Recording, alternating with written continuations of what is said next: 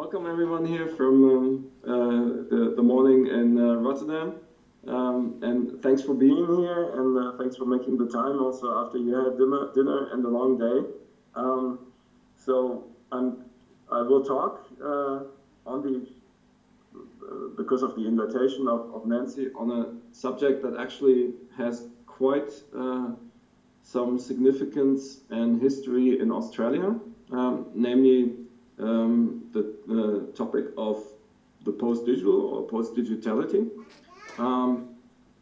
Nancy just mentioned that you were discussing anxieties, and then my first recommendation would actually be to look at a book that has been published as a bookprint open access book, which is called New Aesthetics, New Anxieties. I'm not sure whether everyone is, or some people are familiar with this. This has been published here in Rotterdam as a part of a bookprint workshop several years ago at V2, edited by Michel Kasperzak. And what was interesting at that time, New Aesthetics was a term that was brought up by the media designer and artist James Bridle, whom I guess some or many of you are familiar with, exactly also because of his latest book, which is also about, let's say, the dark sides of computer, artificial intelligence technology, social media algorithms, etc. And at that time, James Bridle proposed new aesthetic as a term, well, maybe to replace new media, and to more specifically talk about, let's say the change perception, the change environment that has been caused through digital technology, but shift the focus of attention from the pure technology and its working to, let's say, it's aesthetics also in the broad sense, not just of its look and feel, but also in the sense to which it is a cultural and a visual cultural phenomenon. I only mention that because I'm guilty of something. I'm guilty of having written an essay called "What is Post-Digital?" A couple of years ago, originally as a kind of commission piece for the Transmediale Festival in Berlin. And I had been asked to have this essay included in 2 academic publications, and one of them actually was a volume edited by a media studies department in the UK, and that volume originally should have been about new aesthetics and inspired by James Bridle. And then almost last minute, the editors decided to change the subject, or maybe rather the wording, of the whole volume from new aesthetic to post-digital, which I found quite funny, because in my own perception, post-digital meant almost the opposite of the new aesthetic. So what they actually did is that they went through all the essays that already had been written and almost did a kind of search and replace of the terminology, so that wherever a new aesthetic had been mentioned, it was replaced with post-digital. That gives you a kind of idea of the terminological confusion, and maybe also the anxieties linked to this term of post-digital. And honestly, I'm not sure whether this term makes any sense anymore today in 2018, almost 2019. And what I want to do in the next 15 minutes is to explain why. It has become historical, so let's reconstruct this history. The term was first used actually in electronic music and digital media art. The coinage was by Kim Cascone, who's an electronic musician and composer, and who wrote an essay on the aesthetics of failure. This is how he named it in 2000, which was very much informed by let's say 2 cultures or 2 contexts. The one, electronic music, and if you're familiar with electronic music and its history, particularly in the 1990s, then you know that it went through an incredibly fast pace of technological upgrades in that time.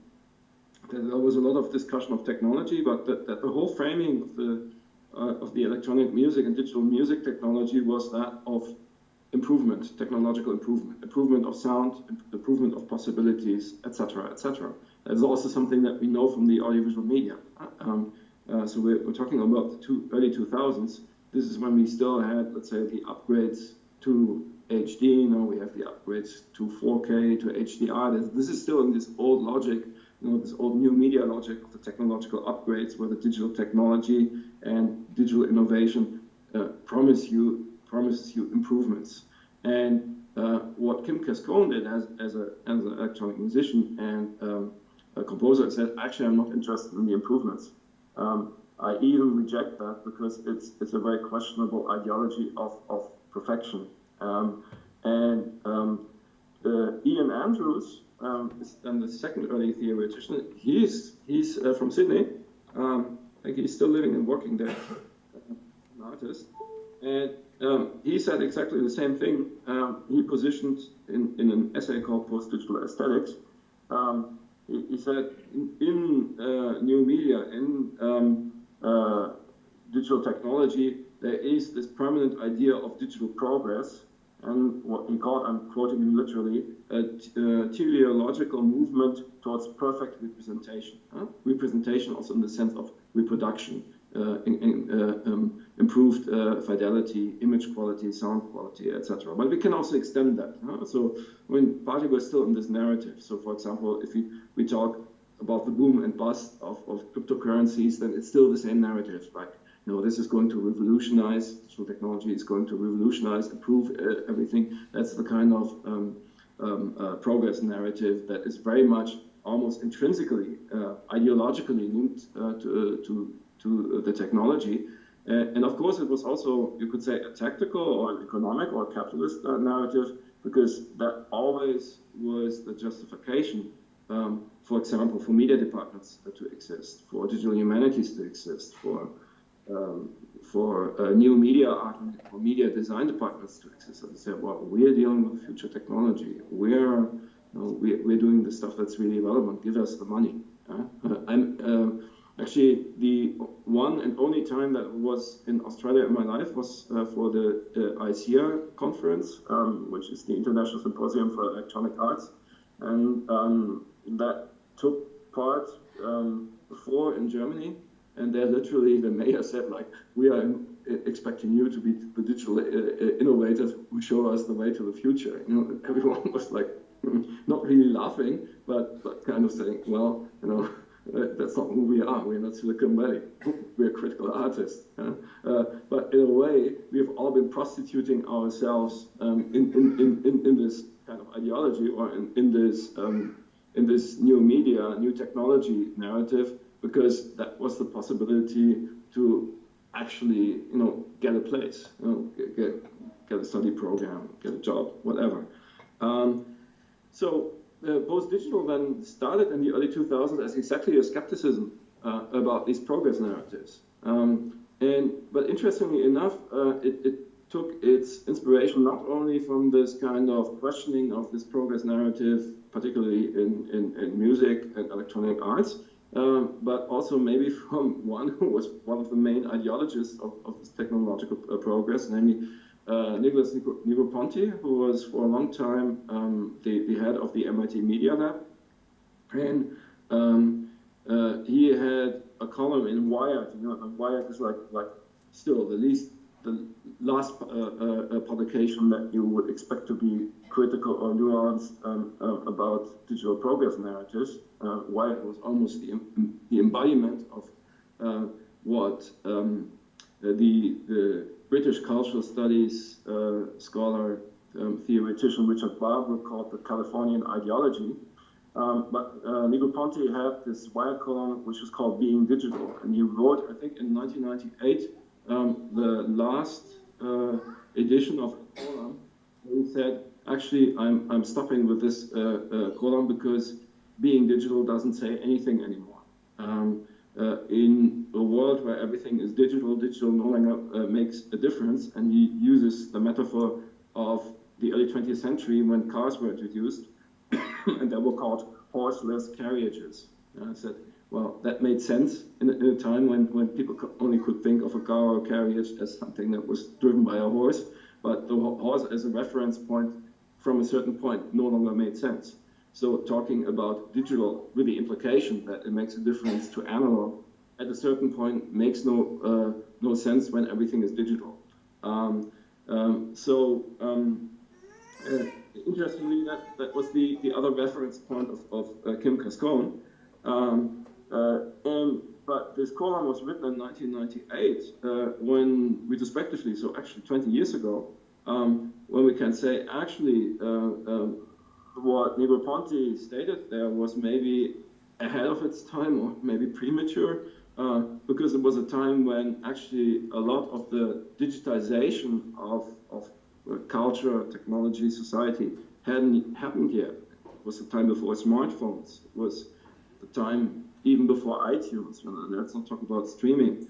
It was the time when digital photography and digital video was still in its infancy, when all cinemas had 35mm projection, where TV transmission was analog. The DVD just had been launched and not yet replaced VHS yet. That was 1998. So I think it was really premature. Maybe there was a little bit an ivory tower perspective from the MIT to say, well, everything is digital. Yes, if you are at the MIT, but in the rest of the world at that time, certainly not. That was basically the time of the coinage of post-digital. And in a way, you could say what Cascone and Andrews did, particularly for electronic music, to kind of break with this progress narrative, and then particularly advocate glitches and errors and the things that are not going right in the technology, which we all know is really part of it. It was even more part of it in that time. That was quite a parallel also to early net art of the same time, late 1990s, early 2000s. The art of artists like Jody, for example, IOD, Heath Bunting, Vuk Chosic, and others, which also played with these kind of imperfections, or even imperfections, crashes, also anxieties of the technology. If you particularly think of artist groups like Übermorgen or Itoi, who completely dealt with the dystopian side of the technology, but presented this as a kind of fake corporate, optimist, capitalist, pseudo-corporation. These things existed in that time as well. So retrospectively, we could say, well, they were actually the same kind of cultural phenomenon that Cascone and Andrews were relating to. Now, I said I'm a little bit guilty of having been involved in this whole narrative, and that actually was a little bit later, in 2012, when we started our research program here in Rotterdam at the Willem de Kooning Academy. We started it actually with a guest researcher, and the guest researcher was Alessandro Ludovico, who is the editor and publisher of Neural, which is a magazine, I think a quarterly magazine on, he calls it hacktivism and digital art.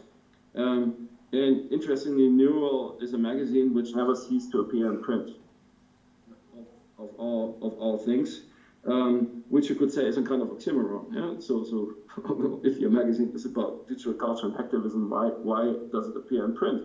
So this is what Alessandro's research was actually about. Well, why did print not disappear? Yeah? Why, of all media, is print maybe the most resilient, although you could say everything that happens before the actual printing process now is fully digital. But print itself as a medium is maybe the one least affected by the media changes if we compare it to audiovisual media, for example. And that's basically the content of his book, which took some years. Actually, it originally was meant to be just a small essay, and then kept working on it and grew into a book.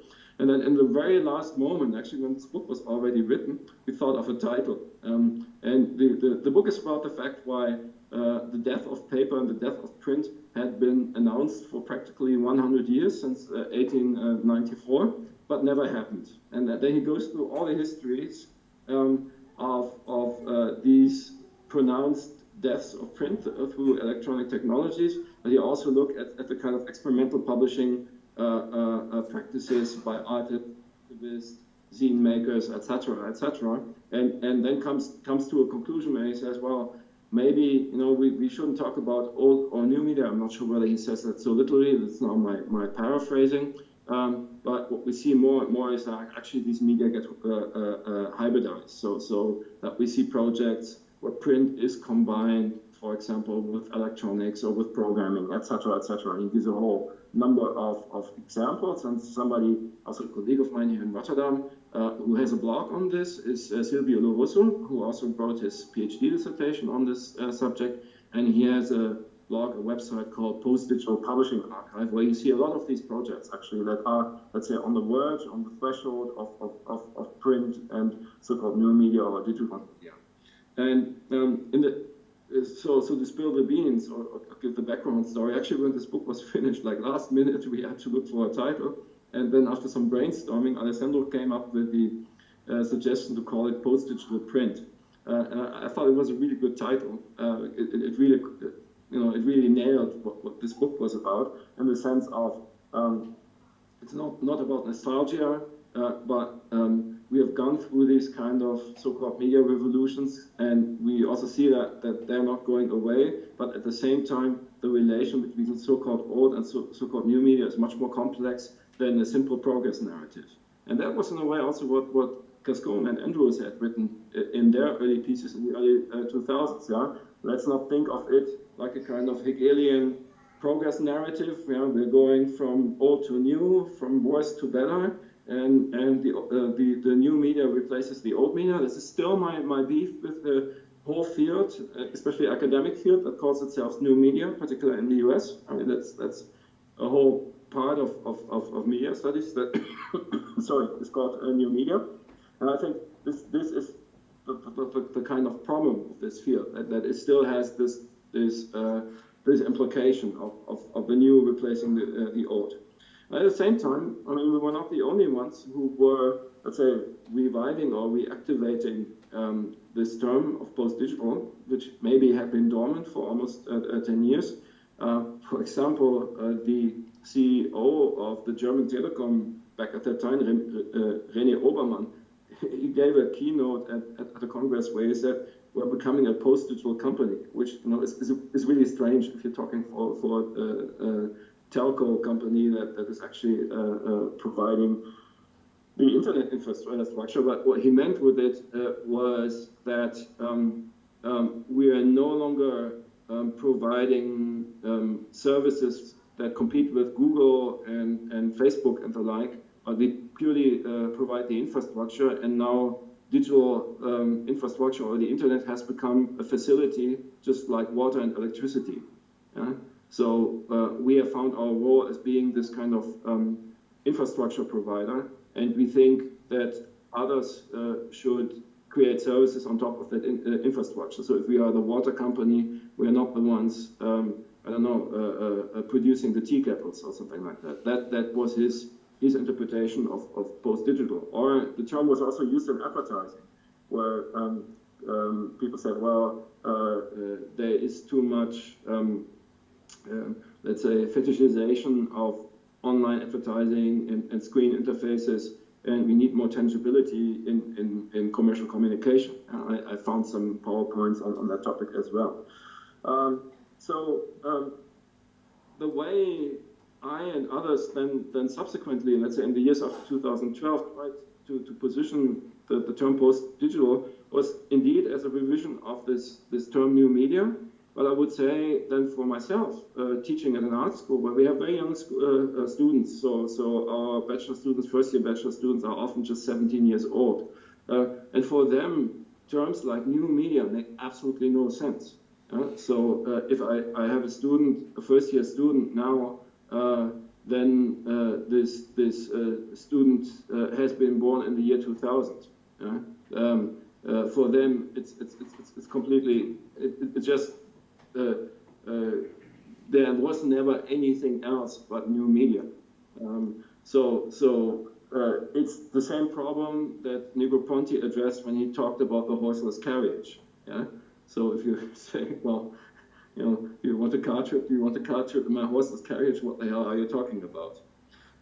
At the same time, we indeed have those, let's say, post-digital phenomena. So, for example, the explosion of the zine scene, and you are in the best city for it. I totally envy you for the Sticky Institute. It's one of my favorite places of the world. I think it's super urgent. I don't think this is like, let's say, a nostalgic or outmoded form of media production, but quite on the opposite, in the time where the social platforms, the community platforms have been completely corporatized and absorbed by a few Silicon Valley companies. Something like zine culture is more important than ever. It is really a form of resilience and self-organization, and also, I think, a very rational way of having control over your own medium and saying, well, we don't want to be under the digital radar. It makes a lot of sense. So I think, you know, the Sticky Institute, I encourage you to make use of this wonderful effect that you have that in your city. And also, I mean, if I talk, I have to improvise a little bit because I just heard from the introduction that you were dealing about anxieties. I think zine culture is a perfect example of actually a culture that is about anxieties, because let's say the typical zine maker is someone who, for example, let's say is a queer person of color, a teenager somewhere in a small town where he or she or they are the only queer person of color. And there is no way of communicating that. And how do you deal with all the anxieties that you have as a queer person of color, as a teenager, being insecure and having those anxieties? Yeah, that's what the zine is about. And that you're not writing a blog makes a lot of sense, because nowadays you are afraid that if you do that as a queer person of color, you will be hunted down, dogs, and threatened by the trolls from 4chan. That's actually what's happening. Those are the new media anxieties that we're dealing with, and this is why we have an explosion, for example, of a queer zine culture at this moment. So this is something that I would call a post-digital phenomenon, where we can say something like zines that have existed for decades in riot girl culture, in punk culture, even before that, in science fiction fan culture of the 1940s, gets a different function, gets a different meaning, a post-digital meaning, because making a zine is a statement in relation to existing social media platforms, in existing to blogs. If you are a zine maker now, you make a conscious decision not to publish a blog, or not to share your thoughts or your creative expression on Facebook, for example. And that then redefines zines as a post-digital medium. So on the other hand, after 2012, quite a lot happened. We're 6 years later, and back in that time, I think that's the problem with everything that has the suffix post, is that it is always a periodization. It's always a historization, and histories get old very fast, very soon. And in that case, in 2012, art schools, for example, but also the art systems, were still divided, and really in a binary divide between medium-specific programming. You had to make a choice at an art school, whether you were studying graphic design or media design, or whether you were studying fine art or media art. And then even in the respective professional system, it was the same. Yeah. So if as an artist you kept yourself busy with digital technology, you were almost excluded from the contemporary art system, from the biennials, from the white cubes, etc. You had to go to the ICEAs, to the Ars Electronicas, to the Transmediales, etc., but not to the, let's say, the proper contemporary art system. These divides are definitely obsolete today, and it's also definitely where you can say that the term of not post-digital but post-internet in contemporary art really made a difference. I mean, whatever you can say about post-internet art, what it definitely meant is that it did away away with this binary division or with this exclusion of media experimental, particularly internet cultural reflection and engagement in contemporary art.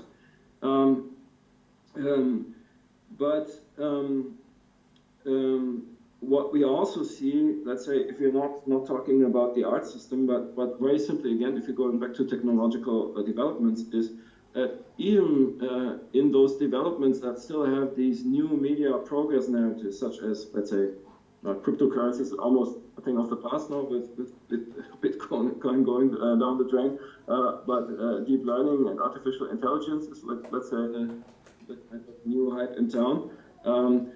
Then you see that nowadays they're mostly no longer replacements of analog technology through digital technology, but of existing digital technologies with different digital technologies. So, for example, the replacement of a credit card through a cryptocurrency, or a replacement of PayPal through Bitcoin, or the replacement of existing image search algorithms through deep learning-based image search algorithms. So we no longer, again, let's say the few new media developments that we still have are very often not replacements of analog through digital. In that sense, also the whole old framing of old versus new doesn't really make sense anymore.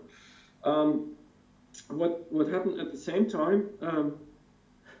It's very funny now. I often get alerts via Google Scholar. I think something very strange happened is that this term post-digital, which actually tried to bring a nuance into these new media progress narratives, has been partly being taken over by the new media field. I mean, and I'm particularly talking about scholarly humanities and media studies. I see this in the kind of publication. Even recently, I was invited for Springer journal that has post-digital in its title. I think something like post-digital education or post-digital pedagogies. And what I then witness or see is that actually, let's say, the existing field of new media studies that hasn't changed very much in its orientation just took over this term post-digital as a kind of rebranding or terminological upgrade. Maybe because it saw that new media is becoming kind of strange term. Yeah? It's like, just say, if you say a car is a new type of car, it's, yeah, well, when is it still new? So the question indeed, and I think I need to wrap up, is how useful the term post-digital is today. I think it is already questionable because of particularly in the art system, because of the frequent confusion with the term post-internet. Those two terms are so close to each other. They come from totally different, how do you say that? From totally different points of departure with different artists. So in the case of post-digital, that came out of electronic music, and post-internet came out of fine art. Marisa Olsen, Jean McHugh. Actually, if you read Jean McHugh's blog, then you see that actually he voiced very similar concerns and critiques as, for example, Kim Kaskonen's early essays, but then this got completely swept away and flattened out by turning post-internet art into a kind of neo-pop art of the internet age.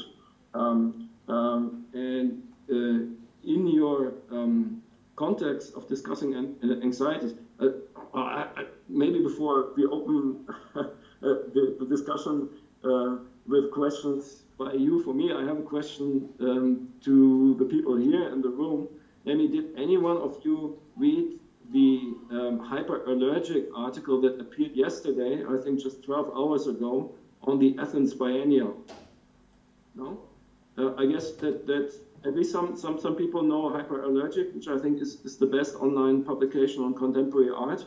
And they have a brilliant and long, extensive review of the Athens Biennial, which in a highly questionable way celebrates a kind of ironic fascism, actually.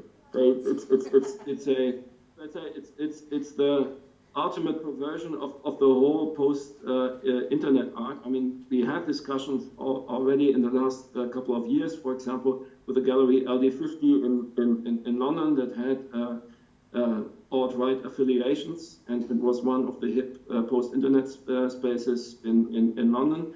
And in the Athens Biennial, let's say this convergence of, you could say, accelerationism, post-internet aesthetics, and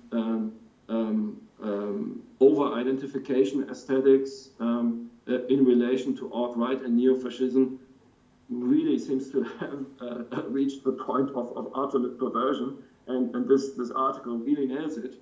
This is, I think, where we currently are if we talk about contemporary art practices, and also where we see how these post terms have become very questionable, but at the same time also have an urgency in relation to the anxieties in our society that we're dealing today. So what I would propose to finally wrap up is, well, first of all, maybe from the beginning on, the term post-digital was unfortunate.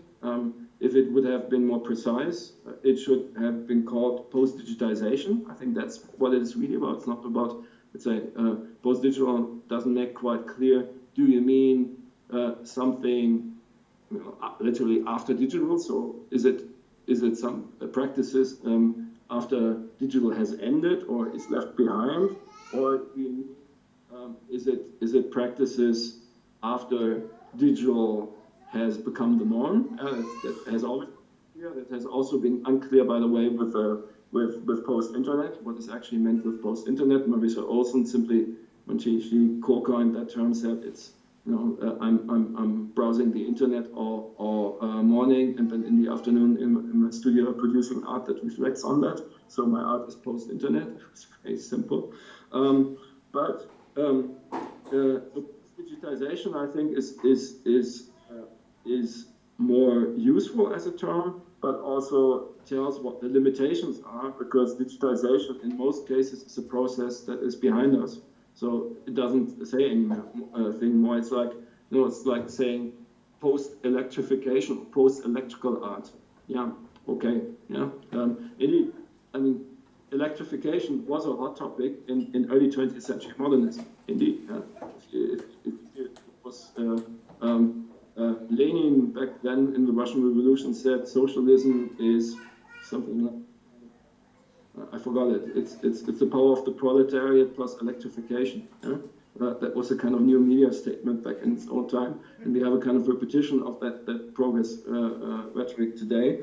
But of course, at least for industrially developed countries, these become questionable terminologies. Maybe the term post-digital or post-digitalization can still be useful if one understands it as a description of a condition caused by a rupture. So that you say digitalization or the introduction of digital technologies was a rupture, and not just a technological rupture, but also a social, political, economic rupture, as we see, for example, with the current conditions of post-fraudulist network capitalism, to use an expression by the Belgian political philosopher Jean-Jacques Mouffe. And in that sense, post-digital could, in the best case, be a term like post-colonial. And that's also what I tried actually to write in the first essay that I wrote on this topic, where you also say post-colonial is the description of a condition that has been caused by a certain rupture and a cultural, political, economic rupture, and the condition doesn't go away because the rupture has been in the past. So the post-colonial condition doesn't end even when colonialism has ended. Maybe in that sense, post-digital is a term that can still be saved, but I think it's upon you as artists, practitioners, to give it some sense, or just say, to quote Lenin again, it belongs on the trash heap of history. Thanks for listening.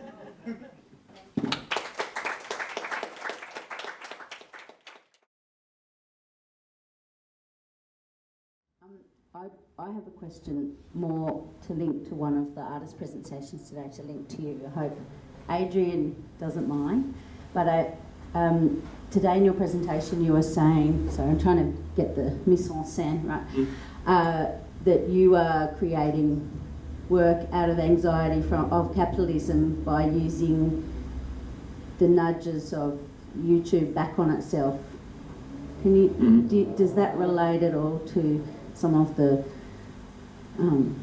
themes brought up in Florian's talk? Like, can you relate to that and say, well, actually, post-digital does make sense to you in that way? In the history of Gascoigne, right, and saying about errors and working with the trash and rolling around with the garbage men and so on, that, you know, punk told you to, right?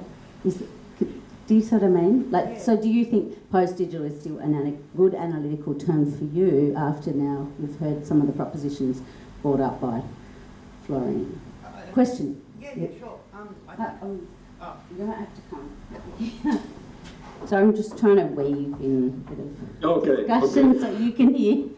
Because I think what you're doing somehow extends on that. Maybe you don't. Yeah, no. I think, or picking up on what you were talking about, I think I more identify with the term, with the term post-internet than post-digital. Because I think that the internet, like when you were talking about ruptures, that the internet is a rupture that's kind of happened, and with this sort of acceleration, you mentioned accelerationism as well, but this sort of accelerated cultural cycles that we're going through, that we kind of haven't quite caught up to where we're at yet. So I don't really resonate with post-digital, but with post-internet I definitely do, and I definitely thought from what you were talking about with the anxiety of kind of that a historical or political or social rupture occurred, and then from that, you know, we're still kind of trying to process what that means to implications in the present moving into the future, even though the internet happened per se. Anyway, that was what came to my mind. Yeah, I mean, what I really recommend is, I mean, it's a shame that he's almost forgotten. Are you familiar with Jean McHugh at all? Yeah. He's the one who coined the term post-internet together with Marisa Olsen, and he's both an artist and a blogger and a writer. And he had a blog that was called I think the blog was called Post-Internet, actually, and that was how the whole thing got its name. He started that in 2010. And he wrote something, and I really have to quote it out of my head, but he said, we're living in a condition where the internet was supposed to be that space that gives us freedom, suddenly became the place where you had to pay your bills, where people were tracking you down. I think he wrote that in 2009 or something like this, almost 10 years ago. And he literally says, where the whole anxiety of my living, the anxiety of my being did not get alleviated, but it got even worse. I highly recommend. I really like.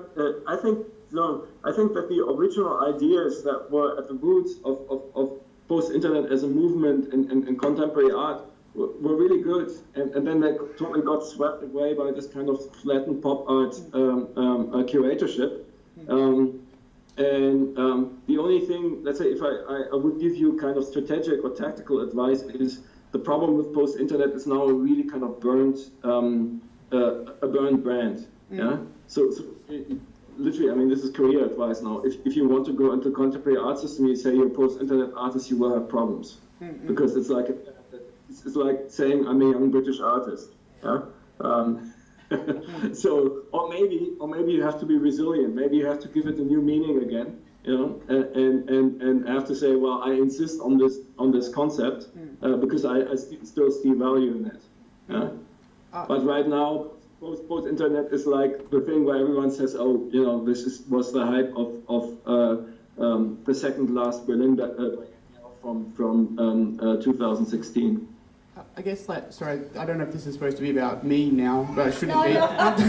But just one question that I do have, in sort of moving, you were talking about like art and in terms of art career and sort of institutions and so forth, but I think post-internet something that's really kind of started to be pushed amongst kind of folk people, like people on like forum denizens and so forth, kind of working in sort of, very unofficial forms, kind of translated into like a folk art form, and I guess that has resulted in a certain degree of flattening and kind of so forth and so on, but I was just wondering what you thought about the transition from it being kind of an institutional art to becoming almost a folk art that's like more practiced on Tumblr than it is, as you say, it's career suicide, but it's on Tumblr, it's like got cachet, as an example.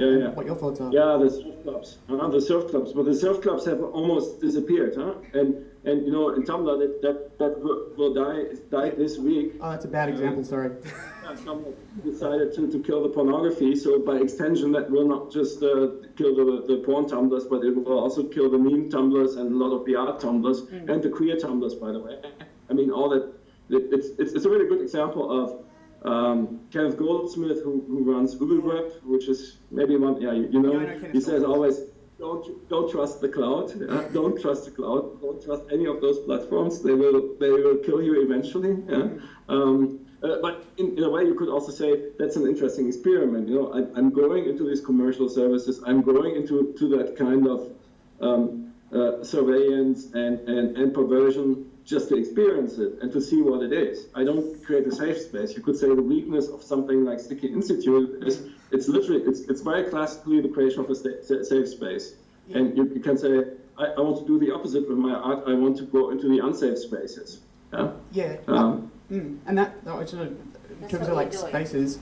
And you mentioned 4chan. I always think of like 4chan as this kind of like the horrible, it's like the cesspit of the internet in a lot of ways, but also in a lot of ways it kind of is the thing that generates a lot of this, the post-internet folk art. And so this kind of like, that is the least safe space possible on the internet, and but it's also a great innovator with regards to exactly what you're talking about, and because it's sort of, yeah. Yeah, no, I agree. I'm a big meme fan, you know, and I've been following channel for quite some time. But on the other hand, you also know how 4chan has become weaponized. Mm-hmm. Yeah? So there you can also say something has categorically changed. That, let's say, a lot of these platforms.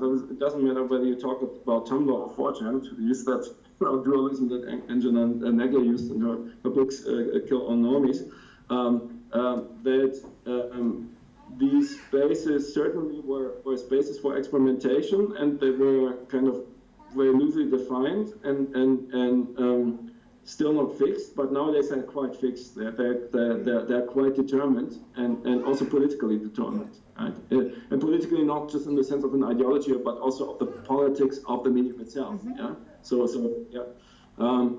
So and you could say, if you're talking about anxieties, maybe that's also part of the anxiety. Mm. So you, as an artist stepping into this territory, you're dealing with this politics. You're no longer in a position where you actually influence the platform or influence the system, but you're dealing with the system and the anxieties it has created. And for me, biographically, I first had that experience in 2002 when I was invited for a talk in Tokyo, ICC, which is a kind of it's a media art space run by the Japanese telecom. Talking about telecom companies again, and I traveled there together with Jody, who were net art pioneers. Actually, they live nearby the city where I live, and this exhibition in the ICC center back then was all, let's say, contemporary art that dealt with the internet in 2002 by Japanese artists, also many of them still students. And I still remember how when Dirk from Jody came into this exhibition, it was really culture shock. I mean, profoundly, not let's say, not pretended, but it was really kind of, it was a little bit shaken by that. Because everything that was in the exhibition in 2002 was, let's say, a reflection or a riff on existing internet services.